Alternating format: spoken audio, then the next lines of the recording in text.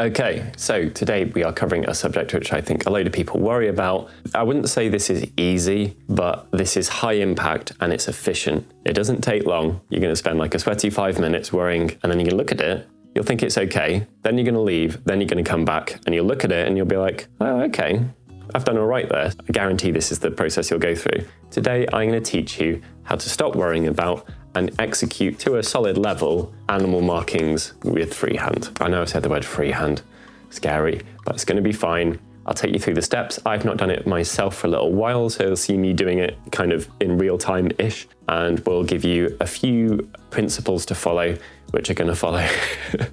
I've shoehorned them into the word rar, so we're going to be following 4 steps. And once you hold those in mind, you should be able to achieve something maybe that you haven't before, and you definitely don't need to worry about it half as much as you are. I often get asked about the army that's behind me here. Here is the tiger's butt from that army. Now, hopefully, the moment I pop this on camera, you're going to be like, oh, that looks like animal stripes. You're not going to be like, that's painted amazingly, because it's just black on beige, but it looks like a tiger's butt. All right? That's what we're aiming for. We're not aiming for like, there's not even shading in this. If we zoom in on it, it's definitely not perfect, but we're painting stuff that's meant to be from nature, from the animal kingdom. So I would encourage you to shift your mindset from, oh shit, it's freehand, I need to be perfect, this is scary, to weathering, right? It doesn't need to be symmetrical. Stuff doesn't need to be spot on. And visual cues, colors, patterns, and locations are going to make a really, really big difference, more so than whether you have a perfect steady hand. Don't worry about that. It's going to be fine. Let's jump in. I did choose a very hairy, fluffy looking day to be doing fur, didn't I? Okay, point number 1, research. We often cover this on our Don't Be Afraid videos, which is most of our videos actually, I guess. But research, it's really important. So get yourself on Google, hit images. You can select drawings if you like as a little tip, or use the keyword drawings when you're searching, because it'll output like black and white and hand-produced stuff rather than photos. Photos are great. If you're finding them intimidating, you could put in tiger markings drawing, or drawing different cat markings, anything like that. Google's great, it'll do the work for you. That might make it easier to digest than looking at a fairly complex photo. So pick your animal, pop in some research, scroll down and get a good quality, very clear shot or drawing of whatever you have in question. It's most important that you've got a load of cues to go off here. So a couple of tips.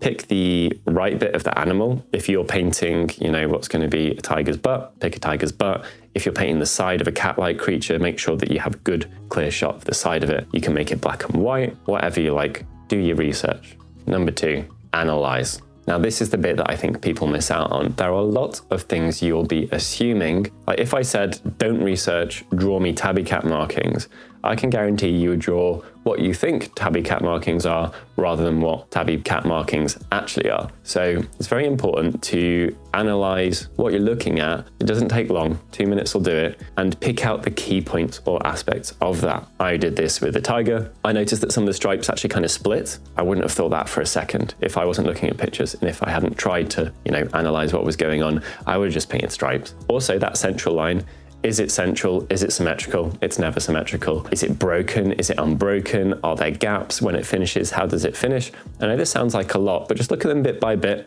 break them down and think of 2 or 3 key points. One of these may well help you deal with mistakes as well. So if my line got too fat, I just split my line and then rejoined it. So I got to both lean on a visual cue that I had anyway, and if I made a mistake, rather than one line being like weirdly fat for no good reason, I just used it as an excuse to kind of part it and then rejoin it. So I ended up improving my piece as a result of my mistakes. Having a escape plan or a get out of jail free card is usually pretty helpful. So that was my example for that one. So a couple of things to think about in the analyzing, if you need some help with it, or some kind of bullet points to start with, are how big are the markings? What is the space between the markings? How long are they and how wide are they? How they end is often a really important one. So do they come like to a stop more blunt than you think they would? Do they kind of fizzle out? Just break it down, black and white it if needs be, and it will really help you kind of digest and take on board what you're doing. You're going to be using a reference and copying anyway, spoiler, next point. But if you've already kind of got it in your head how they behave, that will help you while you're working as well. Okay, so we've already touched on it. Reference is our third point. Print it out if possible, use a book even better. It should not be inconvenient or require hands at all for you to get to your reference. So if you've got to flick through stuff on your phone and then zoom on it and then it shrinks it or whatever, that is really unhelpful. Do whatever you need to have it behind what you're painting, big and obvious, and it should take an eye movement there and back for you to check it. Got it in your hands?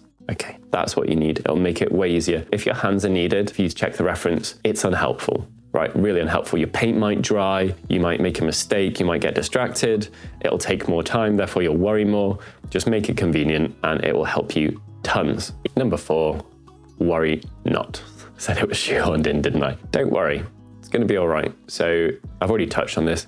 You're painting something from the natural world, you should approach it as weathering, not as scary freehand. It's not like a company marking or a decal, and that is one of the reasons they are so much more forgiving, especially for beginners or intermediate painters or people who don't have steady hands. It's not something you need to worry about. What you need to worry about is roughly getting down something that will follow the visual cues that your head has from having seen animal markings, you know, from the very first time that you could look at a child's book, probably. You know what tiger markings look like. You know what shark markings look like, that wiggly line down the side of great sharks. Ian, pop up a load of references. All of these will go straight in, and the colors and the shapes, roughly, that are not perfect, are what means a lot to you as far as recognition goes. And that's what makes it cool when you see it on a mini. So you don't need to worry. The weighting of like skill of brush control and whether you chose familiar colors and patterns, your brush control is just not as important as you think, and you do not need to worry about it. Trust me on that. I've not painted these for a while, so you get to see me doing it in real time-ish. If you do a practice, don't do it on paper. And you can do it on paper, but what's relevant is the closest thing to a model, because you can be painting on a model. So you can give yourself an easier time by doing it on a flat surface, but I would make sure that surface is at the very least primed and has one layer of paint on it and is the similar color to whatever you're trying to achieve. You can push the contrast, so, you know, do it on a very light cream with a very, you know, black or something like that to get it easier, but make it easier on yourself. And don't use diluted paint in some attempt to give yourself several goes at it, because you're better off trying to get it right once. You could have a guideline put down, a very thin line, and then roughly use that. But I find it's best to try and get it right once and then just be very disciplined with whether I try and fix my mistakes. Sometimes they're just not going to matter in the grand scheme of things once you finish. So you can leave your mistakes, finish the piece, then analyze it, maybe after a little break. Do I need to fix that? Is it as important as I think it is? It's like getting the eyes right on a miniature. If they're close to right, that's probably fine, especially for army painting. Okay, so we've got all of that. I'm going to show you an example. All very high tech. Got a piece of plasticard here.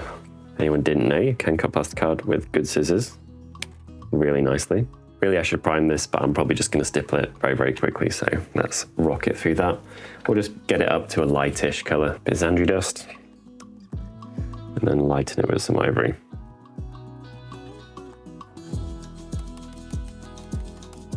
So obviously it's not the base that matters, but we have a lighter base to go on. We can grab ourselves a strong black, so I'm not going to be using a Badham for this. Now, I need to demonstrate a couple of things about your brush, which are really going to help you. Back in my hand. Right, this type of shape, done with an overloaded brush, it looks like a brush stroke.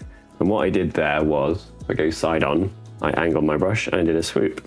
And that's how you do a long flowing line. That is not what we're going for here. We're going for something more illustrative. So what you're going to need to do is you're going to need to put less on the brush. Make sure you don't have excess there. You want a little bit of strong paint that's flowing off easily, so there's water in there as well. And this is why I need to be using a potent paint, because you want something that's going to flow well, nice and wet, but not with a saturated brush. Now, your brush needs to be point down, and you're going to be using it more vertically. And what this is going to do is that when you make a pattern, because you're not dragging it like this, because you're doing this, you're not going to get that long swoopy swirl that makes it look like brush marks. So you should be able to do stuff more like that within your control. What I'd suggest is that you carefully work doing your outlines, then you block them in. You pick whatever size you're comfortable with. I'm using a 00 here, and we're just gonna rock on. Got my reference behind me, got it nice and close. And you're gonna have a way that you find with something like tiger patterns is easier to work, like towards you, away from you, depending on whether you're left-handed, right-handed, all that stuff. I cannot tell you what it is, but I can suggest that you try and find it. And you need to move your thing around with your non-painting hand and get it in a position and an angle that you're happy with and that you can get good control over. So I think for me, I'll be working in a pattern where the head would be away from me and the butt would be towards me. Let's just go. So I'm going to completely lose the ability to multitask. This is freehand, but bear with me. So the first one, we're going to do a kind of split pattern. See, as soon as I have like a flowy pattern there, it looks more like brush painting. So what I can do is I can break that a little by just putting a little spiky outline somewhere. If we make any mistakes that we're not down with, or if there's a section I'm not happy with, that is where I'm going to split this line.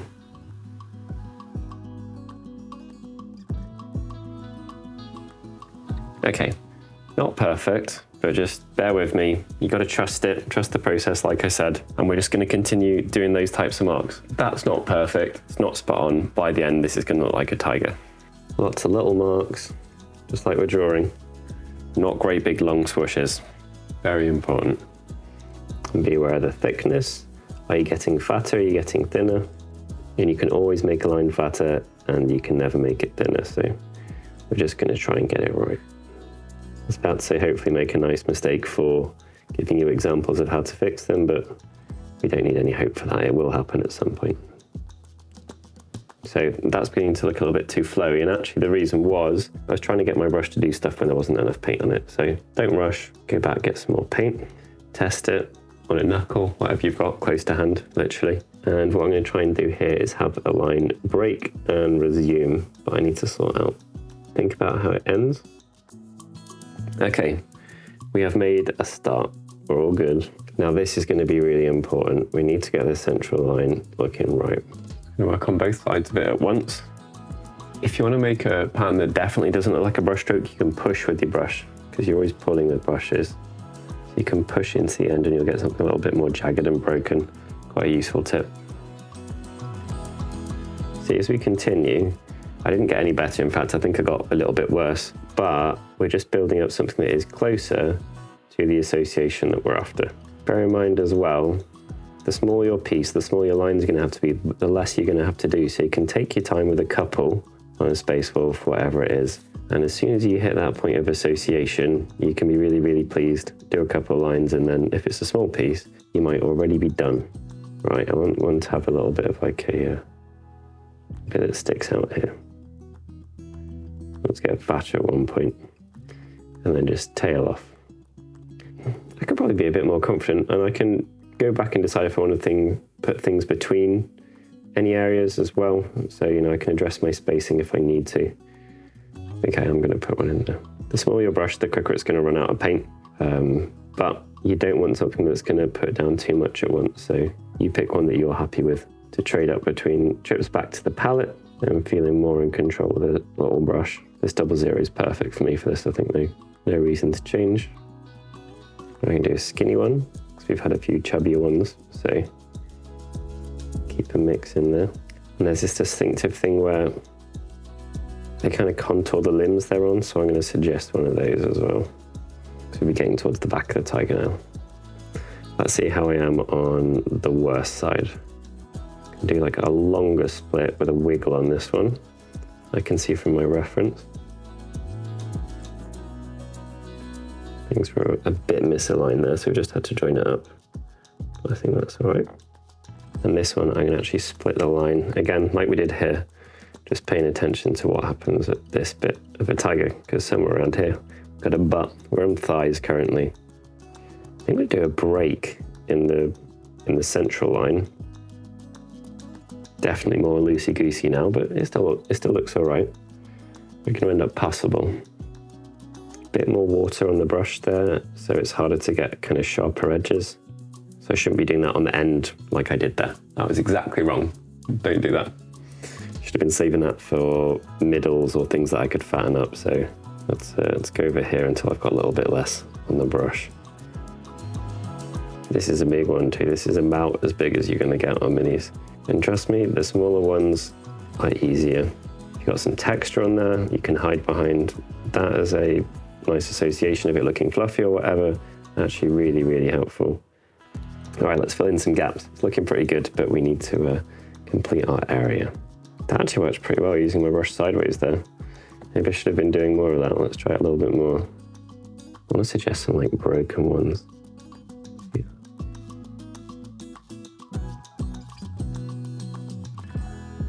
Actually filling the gaps is really easy.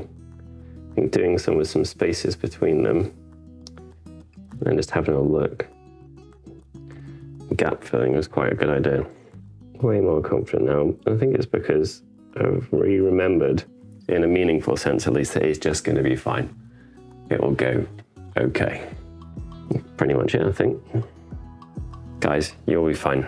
You do not need to worry about it that much. Check out your reference, hold your breath, get your angles, bring it as close to your nose as you can do, brace on the table, all the good stuff. Insert picture here where people will complain about my tank top despite it being from when it was really hot in the summer. Get it really close to your nose and make sure you got very, very steady brace with your hands. You'll be fine.